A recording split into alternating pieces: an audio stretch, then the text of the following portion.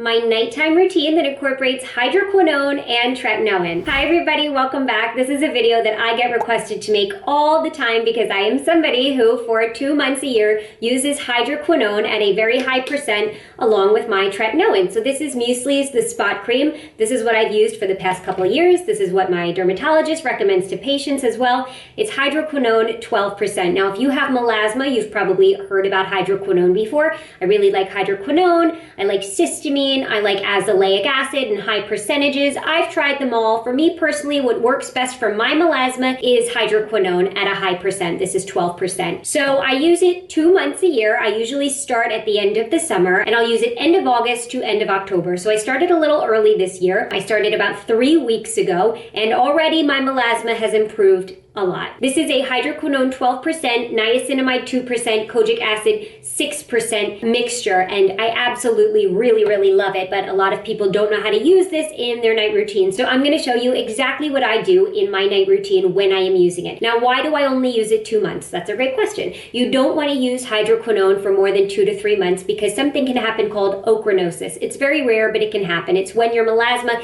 gets darker instead of lighter. So hydroquinone is something that you must take breaks with. A lot of people don't like using hydroquinone for that reason. And for those people, I say try cysteamine. I love cysteamine. You can use that year round. It's great. For me, it doesn't work as well as hydroquinone, but it's a great alternative. Or azelaic acid in high percentages. You can either get a prescription from your dermatologist or an online website like Apostrophe that prescribes higher percentages of azelaic acid, like 15%. Or there's some great over-the-counter azelaic acid options. Peach Slices has something 10%. I think the Ordinary has a 10% azelaic acid as well. So my schedule, what I have found works best for my melasma, I kind of have it down to a science. I've been battling melasma for years now. I've done hundreds of videos on this with my dermatologist, and I really think I have figured out what my skin likes. What my skin likes is at the end of summer, I use hydroquinone for 2 months. When I'm done the 2 months, I stop for a couple weeks and then I get a laser treatment to just clean up any of that hyperpigmentation that's still there. And then that's it. My skin is great through fall and winter. My melasma is really not bad at all. Or I do the opposite of that. I do a laser treatment like end of September and then I do the hydroquinone to clean it up for the next 2 months. This year I'm doing hydroquinone and then I'll do a laser treatment in a couple months. So I'm a visual learner, so let's get into it so I can actually show you my full night routine on a night when I am using my hydroquinone. So let's go. So first I'm going to take off my makeup and wash my face. Okay, I just washed my face and now I'm in the process of toning my skin. I tone my skin morning and night. You don't have to tone, but I love it. I have used this actual toner for over 20 years. It's my favorite. It's Thayer's in rose petal, alcohol-free, witch hazel. Nothing wrong with witch hazel mixed with the other ingredients. It's very hydrating, leaves my clean feeling very smooth, very soft, very hydrated, and I find that it's wonderful for acne-prone skin like mine. After I cleanse at night, I use my toner, and first thing in the morning, I don't wash my face. I start with my toner. So this is always my first step in the morning, second step at night. And I do my entire face. I'm having a little bit of a rosacea issue right here. Ignore that. And I do my entire neck as well because every single thing that I do to my face, I do to my neck and the backs of my hands always. We give that a second. Every time I turn the camera back on, we've got more towels hanging up. Okay, my skin is totally clean and dry. Let's move on to our eye cream. You absolutely do not need eye cream, but I think it feels amazing, ice cold from the fridge. The one that I like is Isdin KOX Eyes. It's bougie, you don't need a fancy eye cream. The other one that I absolutely love, my favorite of all time, is Cetaphil Hydrating Eye Gel Cream with hyaluronic acid. Kind of do this as just like a barrier from my retinoid.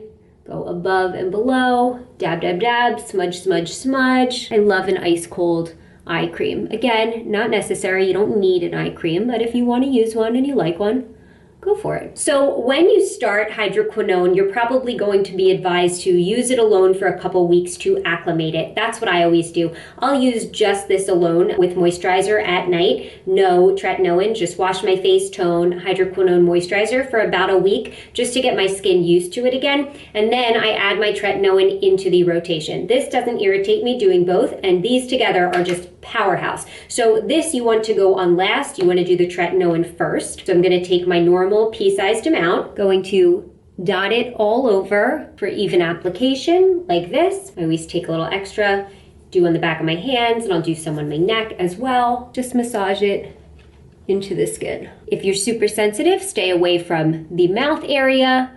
The mouth area doesn't bother me at all, but also I've been on tretinoin 0.05 for a couple years now, so it really doesn't bother me. But the area that I stay away from is around my nose. That is my sensitive area. And if you have any sensitive area, you'll learn what that is and stay away. Another area that I stay away from is my eyebrows because they are microbladed. And you might not know this, but retinoid fades microblading. So I try to stay away from there. A lot of nights I will do an Aquaphor barrier. I'll put this on my microbladed brows. I'll put this around my nose, my two sensitive areas. I will cover. I don't always do it. I'm good with where I massage it in, staying away from the brows. If I was doing this a little bit closer to bedtime, I would do the Aquaphor barrier, but to be honest with you, it's only 7 p.m. when I'm filming this right now, so I'm not gonna be like, my face isn't to be on the pillows, I'm not gonna be moving around, so we're safe. So now I'm gonna give that about 20 minutes, let it absorb, and then we will be back and we'll do our hydroquinone. In about 30 minutes, just because I was busy doing stuff, we are going to shake the hydroquinone. You wanna shake it to make sure none of it settles to the bottom.